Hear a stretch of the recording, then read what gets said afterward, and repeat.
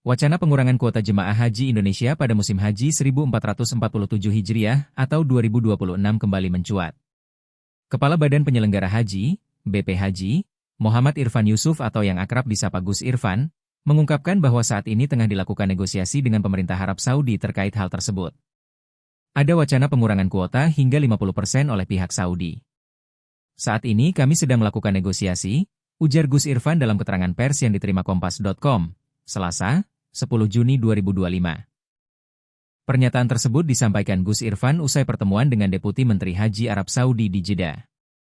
Pertemuan itu membahas evaluasi pelaksanaan ibadah haji 2025 dan persiapan penyelenggaraan haji tahun berikutnya.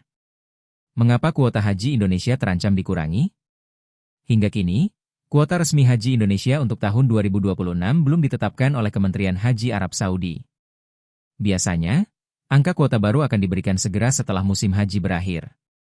Namun, berbagai dinamika dalam pelaksanaan haji tahun 2025 memunculkan sejumlah pertimbangan baru dari pihak Saudi. Wacana pengurangan kuota ini muncul di tengah masa transisi pengelolaan haji dari Kementerian Agama, Kemenag, ke BP Haji. Pergantian ini disertai dengan rencana penerapan sistem manajemen baru dalam penyelenggaraan ibadah haji. Apa saja kebijakan baru dari Arab Saudi? Dalam pertemuan yang sama, pemerintah Arab Saudi menyampaikan sejumlah kebijakan baru yang akan diterapkan mulai musim haji 2026. Di antaranya, pembatasan jumlah syarikah, perusahaan penyelenggara layanan haji, maksimal 2 perusahaan saja. Selain itu, akan diterapkan standar yang lebih ketat untuk aspek kesehatan jemaah, istita'ah, pengawasan kualitas hotel, standar porsi makanan, dan jumlah kasur per jemaah di pemondokan. Semua kebijakan ini bertujuan meningkatkan kenyamanan dan keselamatan jemaah haji. Saudi juga mewajibkan bahwa pelaksanaan denda, hanya bisa dilakukan di 2 tempat di negara asal jemaah atau melalui perusahaan resmi di Arab Saudi, yakni Eddahi. Pelanggaran terhadap ketentuan ini akan dikenakan sanksi tegas. Apa langkah Indonesia untuk mengantisipasi?